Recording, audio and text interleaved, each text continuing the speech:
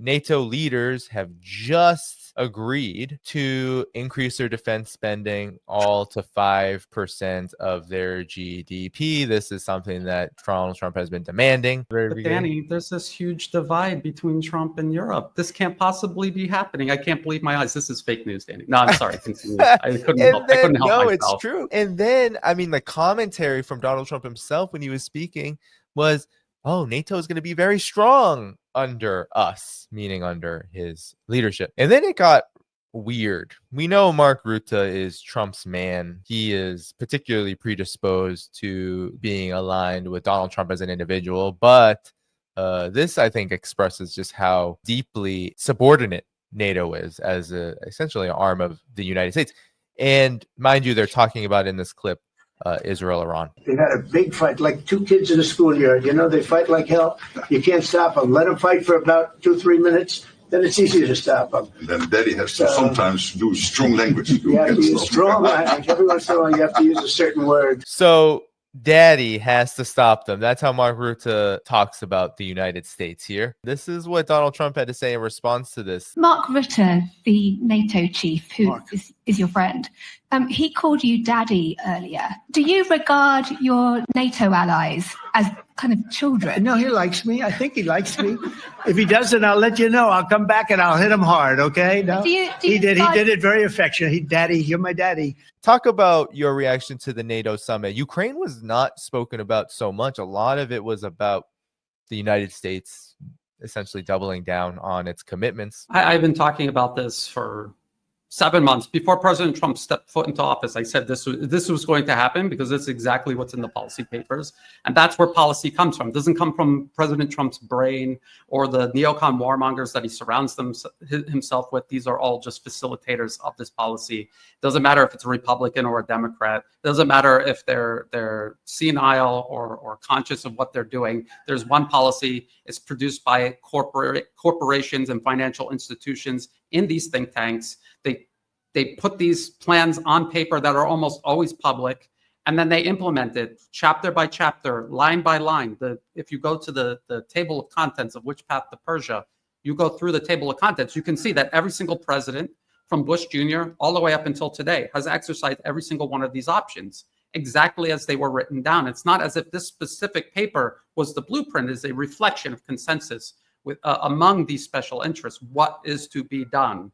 The policy papers are turned into bills or policies by teams of lawyers and brought to Washington to be signed off on by lobbyists. That is how it works. And if you don't understand that, you don't understand anything about how any of this works. And that is why people are constantly surprised, because they're trying to track political rhetoric and they're looking at political divides that don't actually exist, that are actually all theater meant to distract you and divide you.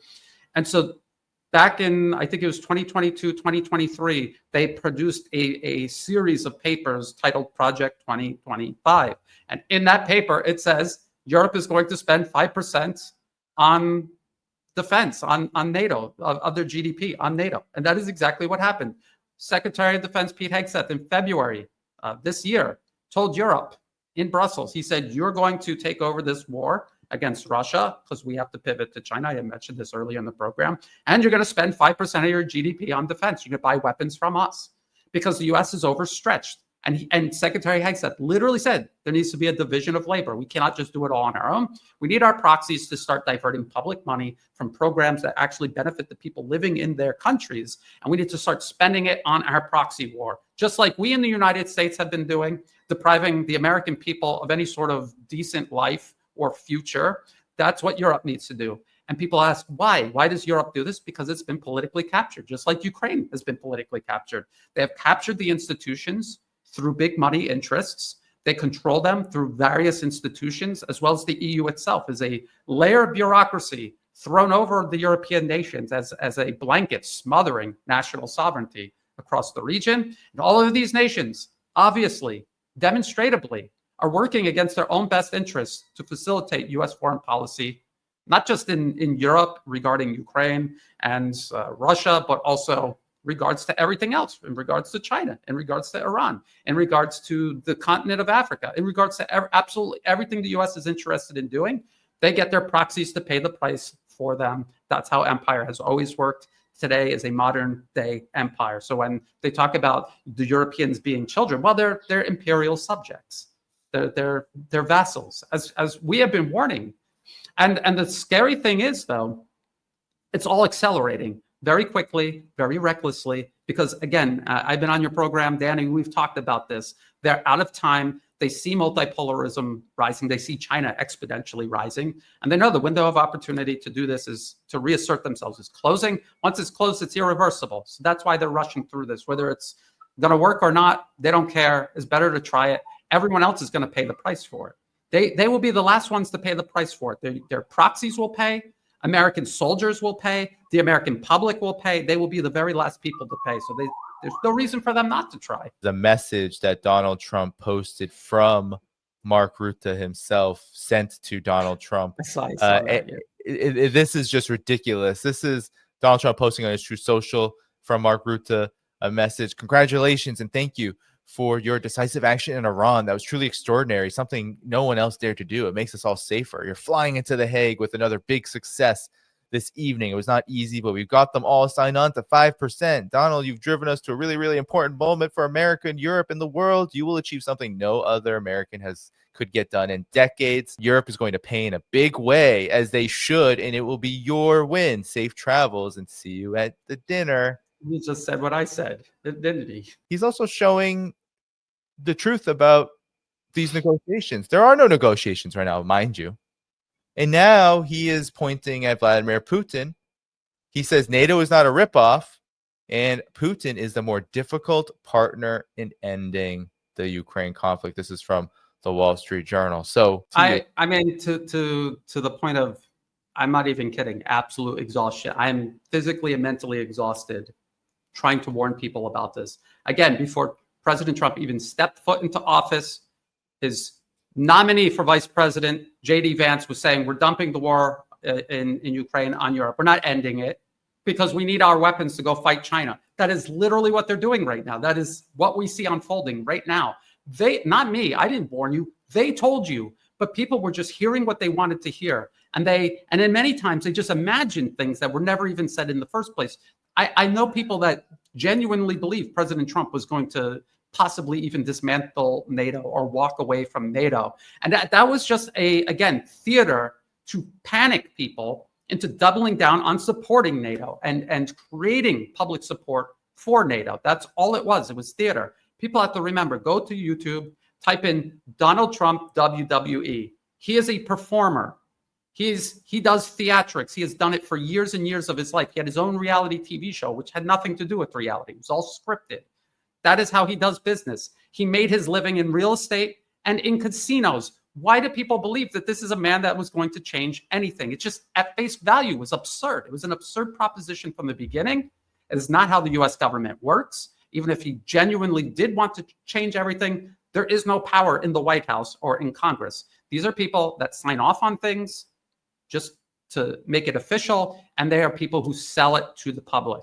The policies are devised by these corporations and these think tanks. That's where people need to focus. They want to change anything, they need to change that aspect of it. And when I always talk about this, I always hear people moan and groan and roll their eyes. The corporations that you give your paycheck to every single month, they're the ones creating the problem. Those are the people you need to undermine.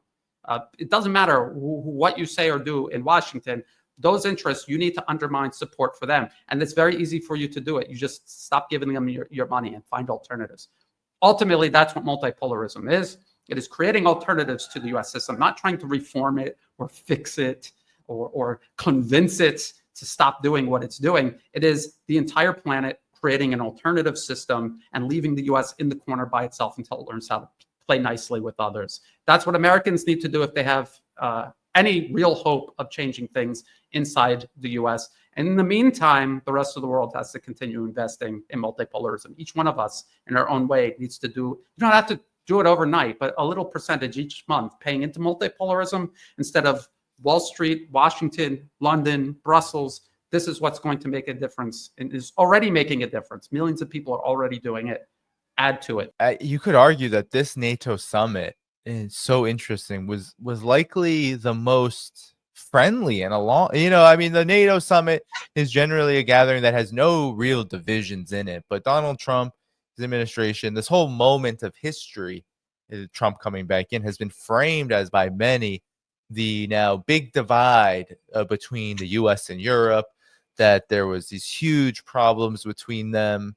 And what we've seen is Europe not only fall in line to Donald Trump, but essentially this gathering was a demonstration of how symbiotic it really all is. In the Ukraine conflict itself, look at what's happened there. Maybe you can help us with an update there, because the negotiation side, that has fallen apart. And Russia has recently said they've not only have been forced to take a pause with the U.S. because the U.S. pulled out of the negotiations, but they're saying they're not talking to Kiev either anymore. So where are we, Brian? So we have to remember, why does NATO exist? NATO exists to encircle and contain Russia. And it's also been gradually expanding the scope of that. I mean, it has always been waging all of these other wars, but it's always been as a means of eliminating nations friendly to Russia, and also China. That has become a priority for NATO. That's the only reason it exists. So why is President Trump asking all of these, demanding and forcing all of these countries to pay 5% of the GDP into NATO? Because he is advancing U.S. primacy worldwide. Remember everybody saying, I heard Marco Rubio say something about multipolarism. That must mean he accepts and supports multipolarism. No, all he was doing was recognizing that it exists, and that it was yet another thing the U.S. needs to burn to the ground and destroy. That's all that was. And now we can see that's all it was. We can see it unraveling in front of us right now. That is what this whole NATO summit was all about. It was about the theatrics are over. We've gotten to the position where we need to be, and now it's time to push all of this forward. We tried to use diplomacy to lure the Russians in. We carried out strikes on them as they were negotiating. We did the exact same thing to Iran. It's probably going to be a while before anyone trusts negotiating with the U.S. ever again, although I don't know why anyone would in the first place. And so that's where we are. And we have to remember, all of these conflicts are interconnected. It is not just the U.S. fighting Iran, and then just coincidentally also Ukraine, and also coincidentally building up in the Asia Pacific. In the policy papers, this is all part of one policy to maintain what they call American leadership worldwide, which that just means American domination worldwide. The elimination, the war on sovereignty, peace, stability, prosperity for everybody around the world, except the handful of elite running U.S. foreign policy. Brian, we're only, someone said, not even a year. Yeah, that's why somebody said to me this recently. They're like, there's 3.5 left. There's 3.5 years left of just the Trump administration. People make this out. Oh, you're an anti-Trump, all this. No. We, for me, I am pro the truth, which is that the Trump administration is operating just like prior administrations, including his first, operated, just in a different historical context. So that makes me want to know, Brian, your assessment of, well, what happens to the Ukraine conflict from here? Because what's so interesting about this NATO summit is this is how they're talking about it, exactly how we're talking about it right now. Not kind of shockingly, here's the Guardian. Trump news at a glance. Daddy Trump showered with praise on triumphant lap through NATO summit, where he celebrated the commitment by NATO allies to boost defense spending by 5% of GDP. So this is, CNN, all of them, they're talking in the same exact way. Very little about Ukraine. So what's next for this? Because in my estimation, NATO, one of, as you said, its main mission is Russia, encirclement of Russia. Well, the Ukraine conflict is huge in that. Yeah, the conflict in Ukraine continues. The U.S. had no intention at all of ever stopping it. They're going to keep it going until the last Ukrainian. They have literally said that in Washington. They are going to fight Russia to the last Ukrainian. Notice how President Trump is flanked by his Secretary of State, Marco Rubio, and his Secretary of Defense, Pete Hegseth. These were people that I was told were not arch neocons, and that these were people that were going to help President Trump remove the U.S. from all of this globalism and pursuit of global domination, and focus in on the United States, fight the globalist liberal order. And now they're all there doing they literally say a victory lap because they have achieved this 5% of GDP spending on on the military, which is going to be used to keep the conflict in Ukraine going for as long as possible. Now, the US literally has no possible way of focusing on Ukraine, on Iran, and China at the same time. And they have openly said repeatedly, and all the way back in February, just as President Trump's administration was beginning. And this is what President Biden set up for 4 years during his administration, set the stage for this pivot toward China. And this division of labor, the Europeans are going to have to take over the conflict in Ukraine, keep it going for as long as possible, keep Russia tied down in Ukraine, raise the cost as high as possible for Russia so that they can dismember Iran. People are like, why isn't Russia helping Iran? Because Russia's at war with all of NATO right now. That's why. Why isn't China swooping in and saving Iran? They literally don't have a military designed to project military power into the Middle East. Their military is stationed almost entirely inside of China, and it's facing off against hundreds of US troops inside their territory, the island province of Taiwan, and tens of thousands of troops in the Philippines, which is a growing military presence for the US, Japan, all across Japan, and South Korea.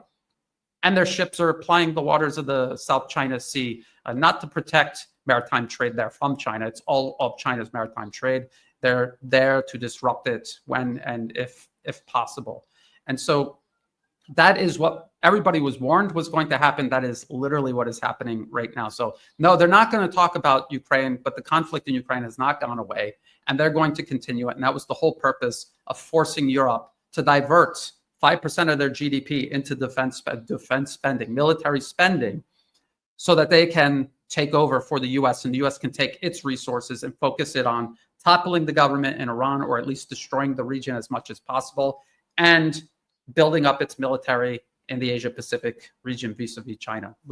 Secretary Hegseth told everyone publicly that was the plan, and that is what they're doing. And for whatever reason, people hoped against hope that the things they were saying they were going to do were somehow not going to happen. Well, it is happening right now, right before our eyes. I mean, it's kind of stunning how obvious it is. It should be a real slap in the face to anyone who thinks otherwise, because on the one hand, you have this like coronation fawning over Donald Trump at the NATO summit, and Trump really reciprocating. I mean, this isn't the confrontational, the what you said, Ryan, the political theater. Oh, I'm gonna slap you on the head. I'm gonna bring you down to size, whatever it is that Donald Trump was saying to NATO. And then you have on both of these fronts, you have with the Russia front now Trump is talking about Putin being the bigger problem. Now you have Donald Trump escalating, and this was regardless of the ceasefire, the incredible things I've heard about Trump bombing for peace. I've heard this is the strikes were intentionally limited so that it could force a ceasefire. I'm just like, guys, this is the most delusion. Ridiculous thing I've ever heard. And plain delusion. If you send B-2 bombers to bomb a sovereign nation's territory, that's never peace. And not only that, but even if they were intentionally limited, the reason is not because of a ceasefire or the desire to do a ceasefire. The reason is these strikes were obviously to feel out what's going on, what are the actual capabilities, / maybe the United States actually is kind of limited right now and does not want to use all of its resources for something like this. Maybe it didn't want to supposedly start a bigger conflict. That doesn't mean it doesn't want one soon, in the near future, tomorrow, next year. It doesn't matter. The point is it's not to force a ceasefire. That's ridiculous. So all of this is to say is now we have Donald Trump, of course, the people around him, all one unit operating as both neocon hawks on Iran. We have to be very clear on this. With Russia, it doesn't look any different from the Biden administration. Look at the attacks just before the so-called 12-day war, Israel and Iran, Brian. What did we see? We saw Ukraine deep into Russian territory with these drones, bombing Russian bombers, striking Russian bombers. It's just on and on. Not Ukraine, though. Not Ukraine, because the New York Times already revealed from 2014 onward, not 2022, 2014 onward, the CIA took over the intelligence agencies that carried that attack out. There are U.S. generals at a military base in Germany overseeing the entire chain of command in the Ukrainian military. This is a U.S. war fought through Ukraine, just like it is a U.S. war being fought through Israel against Iran, and just like it is a U.S. war that will be fought against the rest of China through the island province of Taiwan and also the Southeast Asian archipelago nation of the Philippines. So this is the reality. People need to see this. And if they were, you cannot blame people for making mistakes or their analysis is flawed because their process was flawed, and then in turn their conclusions are flawed. But now we can see that it's just not adding up. So then you have to go back to the drawing board, get literally, I do this, I get a clean piece of paper, and you start at first principles. Where does all this policy come from? Who actually has power and leverage? And what is it? Where is it coming from? Where are you getting it from? Money and guns is how human power has always been.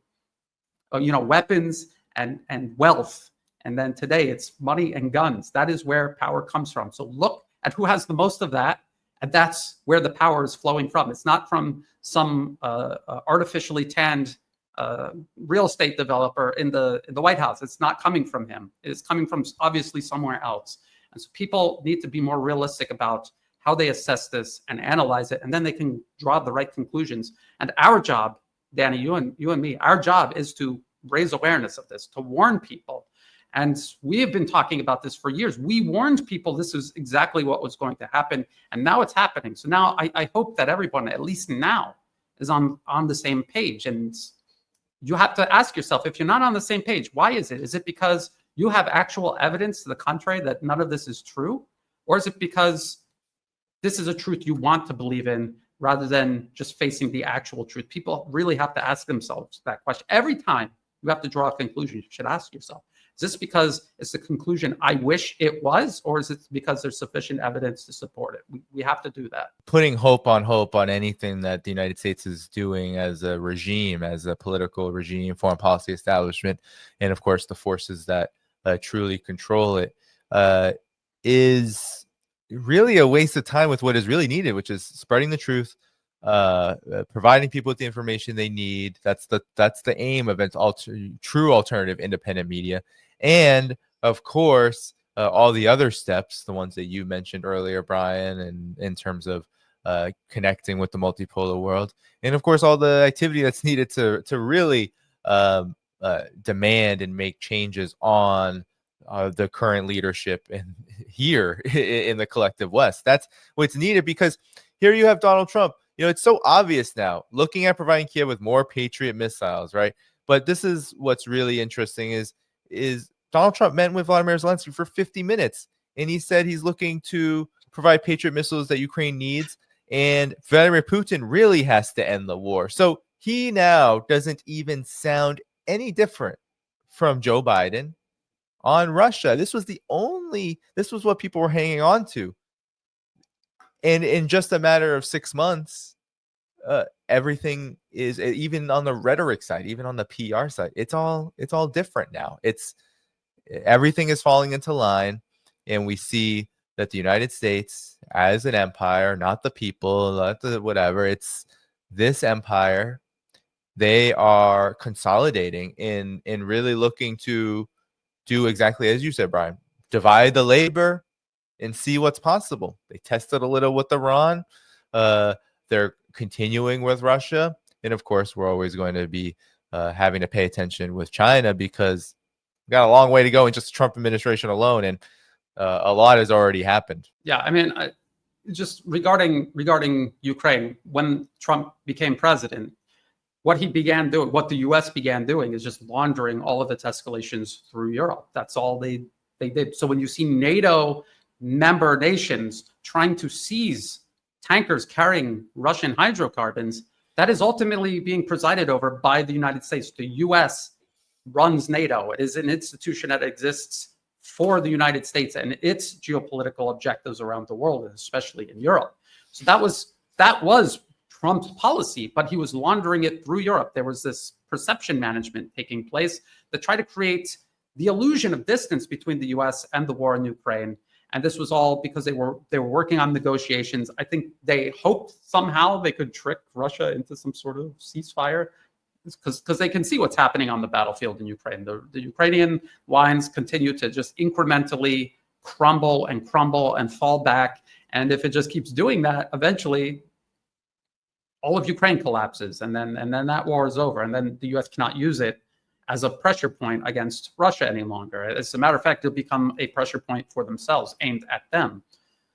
And so, we have to pay attention to what is really going on. If NATO is doing all of these things against Russia, if there are all of these sanctions being applied to Russia, but just it's not the U.S. doing it directly, but it still serves the exact same purpose. Ultimately, this is a U.S. proxy war. Europe's not getting anything out of this. They're not benefiting from this. That's how you know they're politically captured, because nothing they're doing is in the benefit of the European people or the European states, or even the European special interests in these. There's huge corporations in Germany that are just wasting away because they're subordinate to U.S. corporations.